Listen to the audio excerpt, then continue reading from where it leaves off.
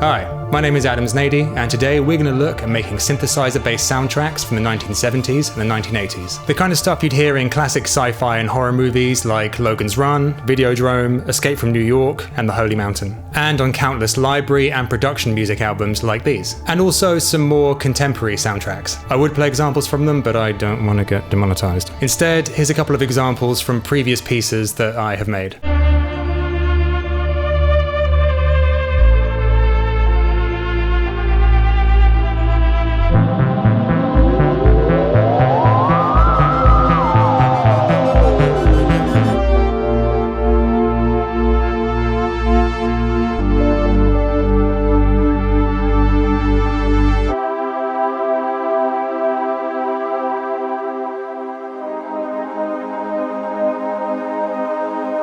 We're going to be using mostly vintage synths for these examples, but at the end of the video I'll talk about a couple of VST instruments that you could use to achieve similar results. Alright, let's have a look at what equipment we're going to use today. For the bass, I'm using this Moog Minitaur, controlled via MIDI from Logic. This is the only modern synth I'm using today. For bass, I would usually use my Moog Rogue, which in my opinion is the best bass synth ever made. Let me know if you agree. But I'm currently repairing it, and that is a whole other journey of stress, so maybe I'll talk about that in another video. The Minitaur is being run through this JHS Digitech Delay. Despite what it says, it has nothing to do with this guy or these guys. For the chords and the ARP, I'm using the Juno 6, and naturally we're using the Chorus 2 setting. Unfortunately, I don't have a stereo or even mono outboard reverb, so I'm going to use Valhalla Vintage Verb in the box. And I could use this vintage reel-to-reel as a delay unit, but for now, just for the sake of ease, I'm going to use the Waves H delay. I love this plugin, but yeah, I had to pay an upgrade fee when I upgraded my Mac. And finally, for the weird noises, I'm using this Moog Prodigy, which I'm also running through the JHS Digitech Delay. So now, I'm going to experiment with some sounds and then put it all together at the end for the demonstration piece.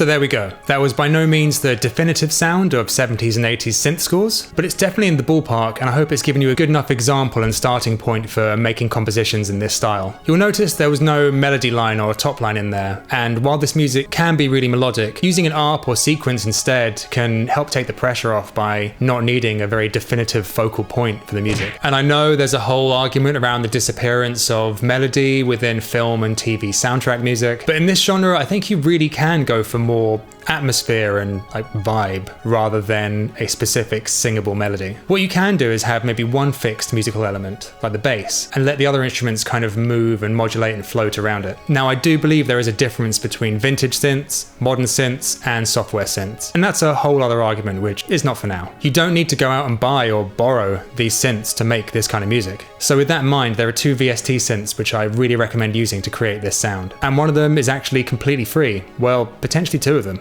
For all your monophonic needs, I heavily recommend the Cherry Audio Surrealistic MG1. It's a free recreation of the Radio Shack MG1, which is basically the Moog MG1, which is basically the Moog Rogue. It is somewhat limited in what it can do, so don't expect the same tonal sculpting options as a Model D recreation. But in terms of actual sound, this is one of the best VST synths I've ever heard, and it's free. And I say that coming from basically using the real thing for years. The second is the Tal Juno LX. Now there's loads of recreations of the Juno 6, 60 and 106, but this is the one that I've always used and I think it sounds incredible. There's also a free version from Tal which I haven't used, but by all means give it a try. I'll put links to all of these in the description. For delay, just use whatever tape delay option you've got within your DAW. For reverb, I use Valhalla Vintage Verb. If you're thinking about buying a reverb plugin, then get this. It is $50, which I can appreciate might be out of your budget, but I guarantee you if you buy it, you will use it on everything. Everything. I guess one of the main differences between using a software synth and a real one is the actual tactile control and improvisation in the moment with moving the knobs and faders, which as I said is a big part of the sound shaping and the performance. If you've got a MIDI controller, then I'd recommend assigning some knobs and faders to your VST instrument and recording in the automation as you're playing. You could play the part first and then do the automation afterwards, and I guess I kind of did that when I used the pick to hold down the note on the Moog Prodigy. But there is something about doing both at the same time which really informs